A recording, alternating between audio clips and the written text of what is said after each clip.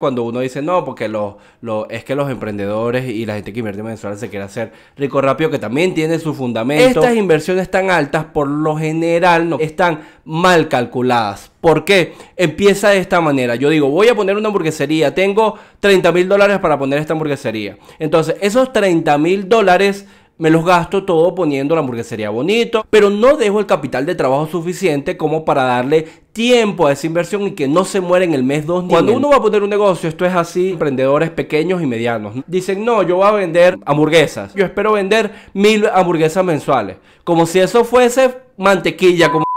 Te doy la bienvenida a un nuevo episodio de El tiempo es dinero y hoy vamos a conversar acerca de uno de los temas que más me preguntan y es el hecho de por qué el entretenimiento en Caracas está costoso. Pero más que el entretenimiento, porque no vamos a hablar acerca del precio de los karting, de ese tipo de cosas, del cine, que en realidad pudieran también entrar en este análisis, pero yo quiero hablar más específicamente es el tema de salir a comer. Cuando tú sales a comer con tu pareja, con tus amigos, vas a un restaurante, la realidad es que está bastante costoso, sobre todo si lo comparamos con el hecho de los años anteriores. Pero haciendo a un lado el tema de... Obviamente el costo de vida ha subido. Vamos a hacer un análisis rápido de por qué salir a comer en un restaurante en Caracas termina siendo igual o más costoso que en Colombia, en Argentina, en Estados Unidos, en México, en cualquiera de estos países. En realidad hay varias cosas que se conjugan.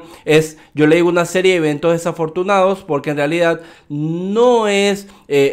tanto del emprendedor o de ese tema cuando uno dice no, porque es que los emprendedores y la gente que invierte en Venezuela se quiere hacer rico rápido, que también tiene su fundamento. Y allí entra un gran problema esencial, porque tú dirías, bueno, si reduces el precio a la mitad, tú pudieras incrementar la cantidad de ventas y no necesariamente, que es lo que estamos viendo por lo menos en Caracas, porque la demanda está siendo inelástica en el precio en ese nicho. Es decir, si yo tengo una arepera, diría para clase media, a 7, 8 dólares, por ejemplo, y yo le vendo a una persona que puede pagarlo, si yo lo reduzco a 6 o a 5 dólares, la persona que no puede pagarlo va a poder seguir sin pagarlo.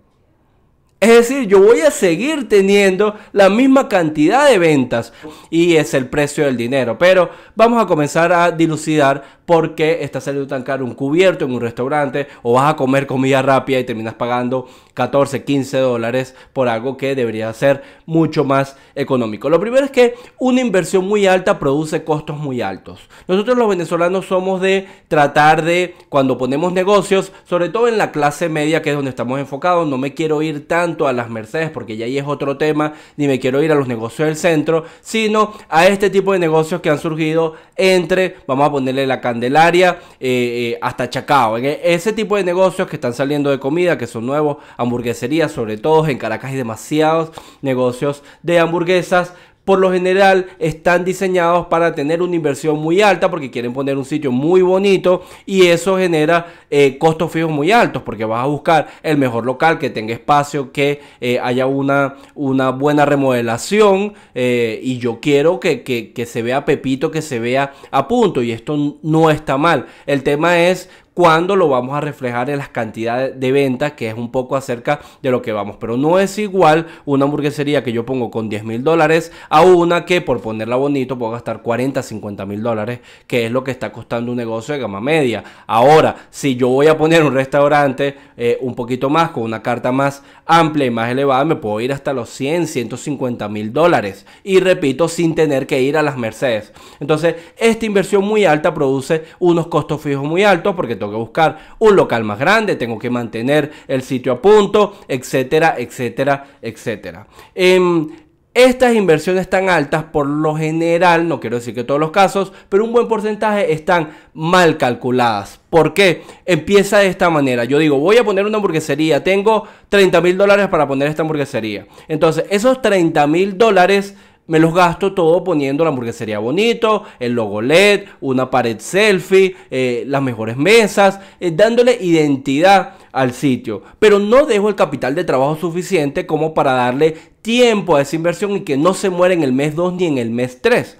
Es decir, si yo tengo 40, 50 mil dólares para poner un restaurante, me quiero gastar los 50 mil dólares en poner el restaurante a punto. ¿Y qué vas a hacer si en el mes 1 o en el mes 2 o en el mes 3 no te da chance de cubrir todos los costos que te va a generar ese sitio? No es que el negocio sea malo, sino que tú no dejaste el capital de trabajo suficiente para que el negocio oxigenara, creara su propia clientela y se hiciera sostenible en el tiempo. No estamos hablando todavía de recuperar inversión, estamos hablando de que el negocio dé por lo menos el flujo de caja para poder pagar los gastos mensuales que él da. Entonces, he visto demasiadas inversiones relacionadas a la gastronomía que en realidad todos se lo gastan en el sitio, y cuando vienes a preguntarles si tienen capital de trabajo, te dicen o que no tienen, o tienen 50 mil dólares invertidos pero quieren dejar 500 o 1000 dólares de capital de trabajo. Empiezan esta serie de vicisitudes que a mí no me sirve de nada tener un sitio muy bonito si en el mes 2 o en el mes 3 no voy a tener con qué pagar. Yo necesito poder garantizar que el negocio se oxigene, porque repito, si se te muere en el mes 3 o en el mes 4, no quiere decir que el negocio sea malo. Puede ser, como sucede en la mayoría de los casos, que no tienes suficiente capital de trabajo para poder sobrevivir el tiempo que se necesita. Entonces yo necesito poder garantizar de 6 a 12 meses de capital de trabajo, es decir, de todos los costos fijos, que todos los costos fijos y los costos variables en realidad son todos los costos operativos que me va generando este negocio. Si los costos fijos y los costos variables, los costos operativos son 1000 dólares mensuales, entonces yo necesito tener de 6 a 12 mil dólares guardados en una caja para poder afrontar el capital de trabajo que requiere este negocio. Si yo, por ejemplo, estos 1000 dólares, yo tengo 12 mil dólares guardados en una caja y el negocio me está tirando 500 dólares en el flujo de la caja, bueno, entonces el capital de trabajo ya no son 12 meses, sino son 24 meses. Porque obviamente lo voy a necesitar la mitad, ya no voy a necesitar el monto completo. Entonces necesitamos poder tener un capital de trabajo suficiente para que el negocio no se me muera pronto, porque si no la inversión no habrá servido de nada. Porque entonces nos encontramos con unos negocios con un caparazón como Ferrari, pero en realidad terminan siendo un Malibu. Que esta es otra de las cosas que también terminan sucediendo. Sitios muy costosos para el tipo de producto que venden, y cuando vienes a ver el tipo de producto que vienes no te da para aguantar ese caparazón. Tienes un caparazón de un Ferrari y tu negocio es un Malibu. Ni el Ferrari está bien, ni el Malibu está mal. Lo que quiere decir es que la inversión que hiciste, lo que definiste, no estaba bien referenciada, no estaba bien realizada. Y entras cuando uno va a poner un negocio, esto es así yo me atrevería a decir 8 de cada 10 casos de emprendedores pequeños y medianos, no de los grandes. Pero en emprendedores pequeños y medianos, por lo general, dicen, no, yo voy a vender hamburguesas. Y te dice, bueno, ¿cuál es tu estimación de venta de hamburguesas? No, yo espero vender 1000 hamburguesas mensuales. Como si eso fuese mantequilla, como si eso fuese facilito, y las 1000 ventas van a salir así de la noche a la mañana, sin un estudio de mercado, sin una estimación. De hecho, cuando son pequeños y medianos, yo les digo, no calculen la cantidad de ventas, sino hagan escenarios. Por ejemplo, vamos a ese caso de la hamburguesa. ¿Qué pasa si vendemos 200? Nos va a suceder esto y tomamos este plan de acción. ¿Qué pasa si vendemos 500? Vamos a hacer esto y tomamos este plan de acción. ¿Qué pasa si vendemos 1000? Entonces tú ya tienes diseñados varios escenarios dependiendo de la venta que tú tienes. Te va a salir más barato que hacer un estudio de mercado y más apropiado. Porque si yo voy a vender hamburguesas en mi municipio, yo necesito un estudio de mercado de ese municipio y del comportamiento del cliente en ese municipio para ver si hay, no sé, una escasez de oferta o hay una sobredemanda que me va a permitir a mí poder introducir mi producto. Pero eso es para las grandes corporaciones, para los que quieren hacer las grandes tiendas, para los que van a hacer un gran nombre, una inversión de $500,000, $1 millón. Si tú vas a hacer una inversión menor de $100,000, no tiene sentido hacer un estudio de tal magnitud que ni siquiera te va a dar una fiabilidad a la hora de, volvamos caso Venezuela, datos escasos. Es difícil recolectar data en Venezuela, ya sea de manera primaria o secundaria, es decir, ya sea que la hagas tú mismo o que la recolectes de organismos que se encargan de eso. Entonces es mejor ponerte en posturas de escenarios. Así lo realizamos los economistas y así lo realizan las grandes empresas desde 2013 hacia atrás. Desde que empiezan los grandes periodos de inflación, nos enfocamos en realizar más escenarios para poder hacer planes de acción. Entonces, Si no tienes un número de venta, no pienses que vender 1000 hamburguesas es facilito o vender 1000 arepas mensuales, porque no es así. Tienes que hacer estimaciones realistas y saber qué vas a hacer en cada uno de ellos. Principal error de emprendedor que va a poner un negocio es sobreestimar las ventas. Es pensar que vender 1000 es fácil, 2000, 500, 100, no importa la cantidad de números. Si yo voy a poner una tienda de iPhone, no sé, voy a vender 100 unidades mensuales.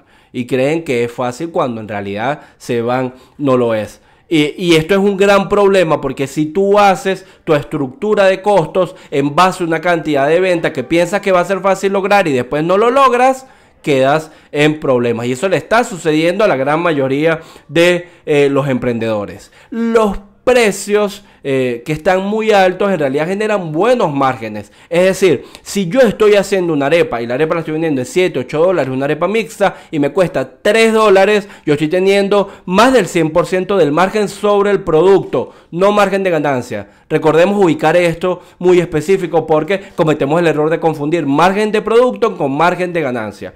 Si tenemos buenos márgenes de producto, como está pasando en casi todos los productos, no quiere decir que vayamos a tener buenas ganancias. Y esto es importante porque en realidad, como les digo, el problema principal es de venta y la fórmula de venta es P por Q, es decir, precio por cantidad. Si yo establezco bien el precio y el precio me da un buen margen de producto, pero no logro las cantidades suficientes, no voy a poder cubrir los costos operativos de ese negocio. Ese es el análisis fundamental. Si yo tengo una arepera y estoy vendiendo arepas a 7, 8 dólares, y la arepa me cuesta hacerla 2,5 y estoy teniendo un buen margen, pero no vendo la suficiente cantidad, no voy a poder cubrir los costos fijos y los costos variables, en general los costos operativos. Después tenemos otro tipo de costos, pero nos vamos a enfocar en los costos operativos, que es donde está teniendo gran dolencia los emprendedores hoy en día, porque los emprendedores no están cerrando porque los pagos financieros sean muy altos, al menos que hayas inquirido en un préstamo muy alto y esto te esté forzando, ni impositivamente. Es decir, los negocios que hoy están teniendo precios altos y se están muriendo es porque no pueden cubrir sus costos operativos. Y no es precisamente porque no tengan buenos márgenes, sino porque no pueden lograr la cantidad de venta necesaria para poder cubrir esos márgenes. Y allí entra un gran problema esencial, porque tú dirías, bueno, si reduces el precio a la mitad, tú pudieras incrementar la cantidad de ventas, y no necesariamente, que es lo que estamos viendo por lo menos en Caracas, porque la demanda está siendo inelástica en el precio en ese nicho. Es decir, si yo tengo una arepera, diría para clase media, a 7, 8 dólares, por ejemplo, y yo le vendo a una persona que puede pagarlo, si yo lo reduzco a 6 o a 5 dólares, la persona que no puede pagarlo va a poder seguir sin pagarlo. Es decir, yo voy a seguir teniendo la misma cantidad de ventas, al menos que drásticamente yo baje el precio, lo reduzca a 3, por ejemplo. La vendo a 7 y lo reduzco a 3,5 a la mitad. Pero si yo reduzco el precio un 15, un 20, un 30% en este nicho, es decir, estamos hablando de gastronomía, eso no me va a incrementar las ventas significativamente. Y yo estaría dejando excedente del consumidor, es decir, yo estaría dejando una parte del dinero de la persona que puede pagar, vaya y lo haga. Y esto es muy importante entenderlo, porque yo disminuya el precio no necesariamente significa que me vaya a incrementar las ventas. Esta se llama la elasticidad de la demanda, la elasticidad de la demanda por precio, realmente, ese es el término económico correcto. Y es lo que está sucediendo en Venezuela. Si yo soy una persona que gana 100 dólares o menos, y una arepa me cuesta 7, 8 dólares en un sitio, cuando yo voy con mi pareja, con las bebidas, termino gastando entre 20 y 25 dólares, así me bajen el precio a 5, yo no voy a ir a consumir esa arepa, porque sigo sin poder pagarlo. Y ese es el problema de Venezuela, más específicamente de Caracas. Pasa en toda Venezuela, pero más específicamente de Caracas, que hay unos que tienen mucho, hay unos que tienen poco, y la diferencia entre ambos es que si yo le ofrezco servicios a estos, estoy dejando a estos por fuera. Pero si yo disminuzco el precio de mis servicios para tratar de llegarlo a este, probablemente, como la diferencia es muy grande, este no va a poder llegar, y este que está aquí arriba me está dejando excelente consumidor, porque el que tiene dinero le es igual pagar 6 dólares una arepa que pagarle 8. Entonces esto es muy importante de poder entenderlo, Porque la demanda inelástica en precio es por una restricción presupuestaria. Es decir, es porque la gente no tiene plata. No es necesariamente, o la gran mayoría, porque le parezca caro. Es porque la gente genuinamente no tiene dinero. Entonces, muy importante poder entenderlo, porque tú tienes que poder sobrevivir con el nicho al que tú te estás dirigiendo. Repito, estamos hablando de, yo no estoy hablando de carritos de hamburguesas a $4, $5, estamos hablando de franquicias de comida rápida y negocios de target medio que están pasando en Caracas. Tú tienes que poder dirigirte al público que genuinamente te pueda pagar. Y a lo mejor algunos diseñarán algunas estrategias para llegarle a otro tipo de público, se diseñarán promociones y tal. Pero el grueso de tus ingresos va a venir del público que puede pagar. Entonces, si tú disminuyes tu precio, sigue dejando el público que no puede pagar, porque no te vas a seguir pudiendo pagar. Es decir, los que hoy no pueden pagar $8 por una arepa, tampoco pueden pagar 6, y tú estás dejando excedente consumidor. Esto es importantísimo entenderlo, porque es el problema esencial de Venezuela. Cuando a mí me comparan la economía venezolana con Panamá, Estados Unidos, etcétera, y te dicen, mira, no, porque es que aquí una hamburguesa me cuesta $7 en McDonald's y en Venezuela me cuesta $9, $10 una peor hamburguesa. Sí, pero el negocio que te vende $7 la hamburguesa en Estados Unidos vende 5.000 unidades por mes, y el negocio que te vende la hamburguesa de $10 en Venezuela vende 400.